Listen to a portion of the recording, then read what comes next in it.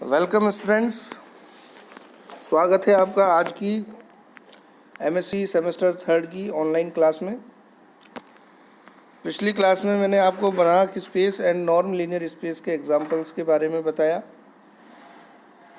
आज हम कुछ आगे एग्जांपल्स देखते हैं और एक थ्योरम को हम प्रूफ करेंगे जो कोटा यूनिवर्सिटी के एग्ज़ाम के पॉइंट ऑफ व्यू से बहुत इम्पोर्टेंट है। इसके आगे फिर हम सब स्पेस के बारे में पढ़ेंगे एंड कोशेंट स्पेस के बारे में पढ़ेंगे। तो आइए देखते हैं थ्योरम नंबर 1.7।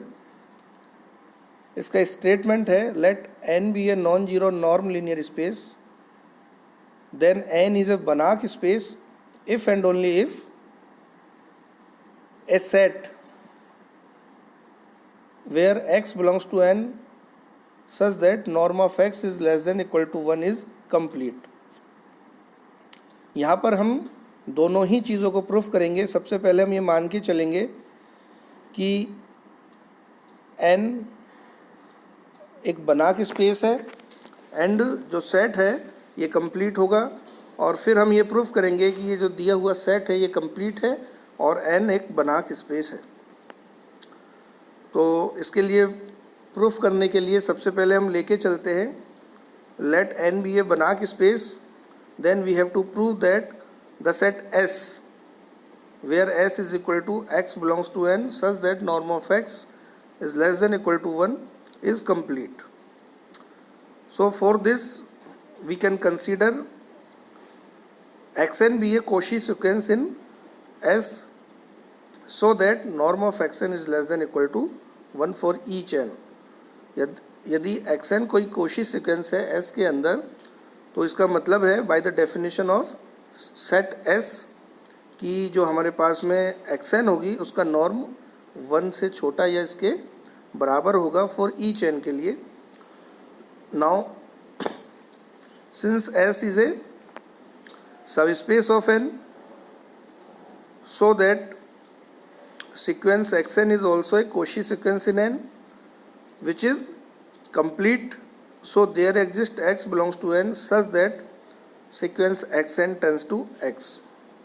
अब चूंकि S एक सबस्पेस है n का, सो जो सीक्वेंस xn होगी वह Cauchy सीक्वेंस होगी n के अंदर, और चूंकि n को हम बनाक स्पेस मान के चलते हैं इट मीन्स ये कंप्लीट है, और जब ये कंप्लीट होगा तो एक ऐसा x n के अंदर विद्यमान होगा सच दैट xn टेंड करेगा x को। जब xn tends to x it means norm of xn tends to norm of x, जो कि हमने पिछली थ्योरम में पढ़ा था। And it implies norm of x is equal to limit of n tends to infinite norm of xn is less than equal to 1, और when norm of xn is less than equal to 1 it means x belongs to S। Thus it follows that the set S is complete। अर्थात हमने set S के अंदर एक Cauchy sequence ली और उसको proof किया कि वह उस सेट के अंदर कन्वर्ज करती है। तो इससे हम ये प्रूफ कर दिया हमने कि जो हमारे पास में दिया हुआ सब स्पेस S है यह एक कंप्लीट स्पेस है, या इसको हम कंप्लीट कह सकते हैं। अब इसके कन्वर्स में हम ये प्रूफ करके लेके चलते हैं कि ये जो सेट S है ये कंप्लीट है, and we have to prove that the norm linear space n is a Banach space. So for this हम ये लेके चलते हैं कि लेट S कंप्लीट है, then we have to prove that n is a Banach space. For let a sequence xn भी a Cauchy sequence in n, हमने माना कि xn कोई Cauchy सीक्वेंस है n के अंदर, तो हम प्रूफ करेंगे कि ये जो Cauchy सीक्वेंस है ये कन्वर्ज होगी n के अंदर। तो आइए देखते हैं किस तरीके से हम इसको प्रूफ करते हैं। अब चूंकि xn भी यानी Cauchy sequence in n, then norm of xm minus xn tends to 0 as m n tends to infinity. इसको हमने इक्वेशन नंबर 2 नाम दिया। Now for each n we can define yn is equal to xn upon norm of xn।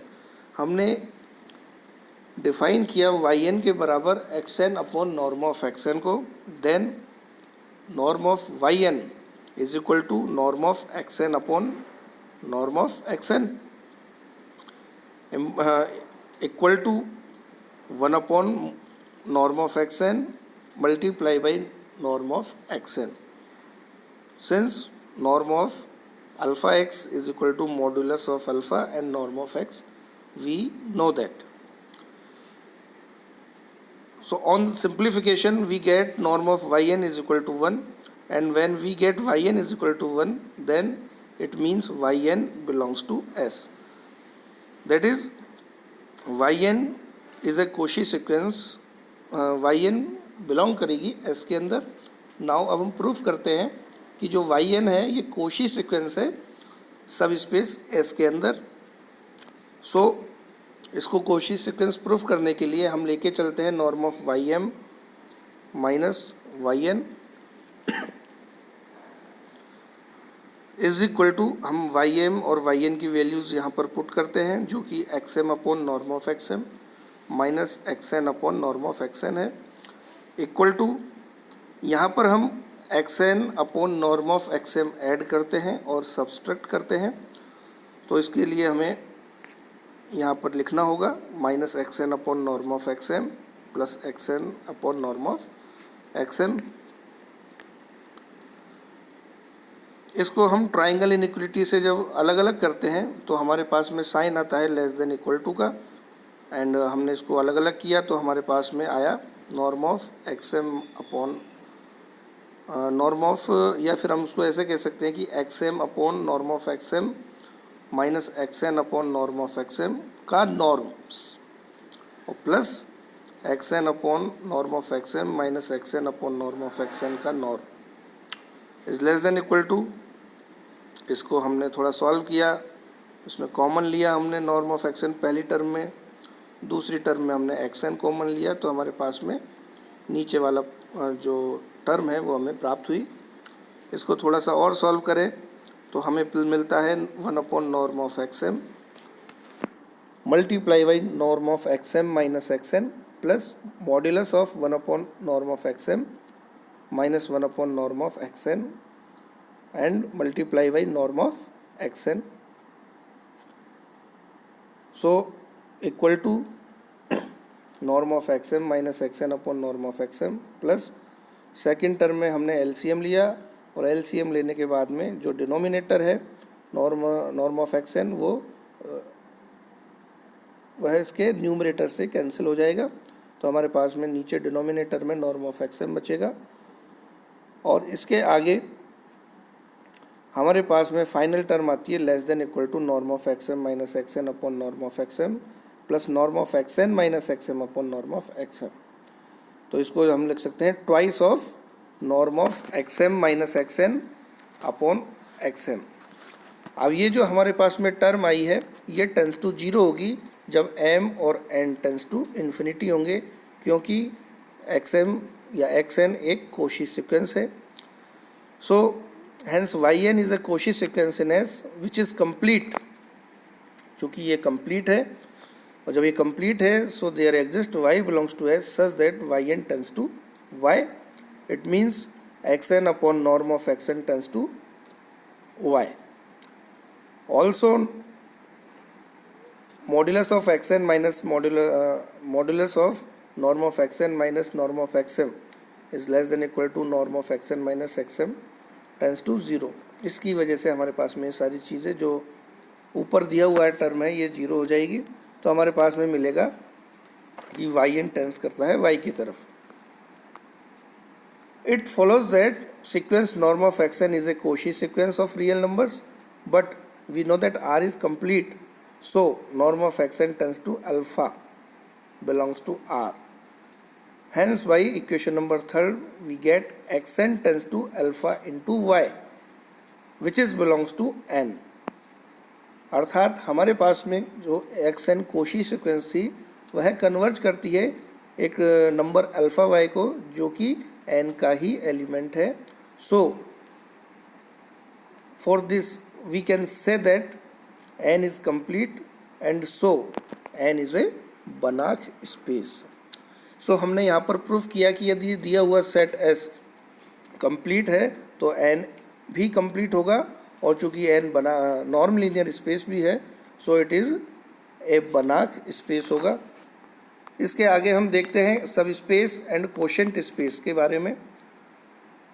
तो definition में हम देखते हैं सब स्पेस की, a non empty subset capital M of a linear space L is a linear sub space of L if and only if number 1 x and y belongs to M, implies x plus y belongs to M, and second x belongs to M and alpha is any scalar, then alpha x is also belongs to M.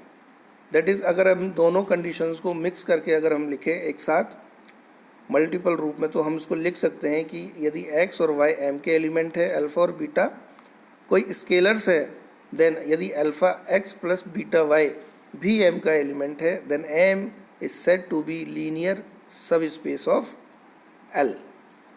तो ये हमारे पास में सब space की definition हुई। इसके आगे हम पढ़ते हैं कोशेंट स्पेस की डेफिनेशन को। कोशेंट स्पेस में कि माना हमारे पास में M बी ए सब space of a linear space L, then the set L by M of all cosets of M in L is a linear space under the vector addition and scalar multiplication defined as follows, जो कि इस तरीके से multiplication और addition defined है। पहला x plus M plus Y plus M is equal to X plus Y plus M, and alpha into X plus M is equal to alpha X plus M. This space L upon M is called a quotient space of L modulo M. The mapping phi of L onto L by M defined by phi of x is equal to x plus M is called the canonical mapping of L onto L by M. It means यदि M हमारे पास में कोई सब space है linear space L का, तो जो set L by M होता है all cosets of M in L वह लीनियर स्पेस कहलाता है under the vector addition and scalar multiplication, जो कि निम्न प्रकार डिफाइंड है। तो आज के लिए हमने यहाँ पर एक थ्योरम को पढ़ा और उसमें हमने जाना कि कोई भी स्पेस कब कंप्लीट होता है और कोई भी लीनियर स्पेस को हमने कैसे बना के स्पेस प्रूफ किया। तो ये जो हमारे पास थ्योरम थी ये एग्ज़ाम की पॉइंट ऑफ व्यू से बहुत इम्पोर्टेंट थी, इसको आपको करना चाहिए। तो आज की क्लास में इतना ही। Thank you.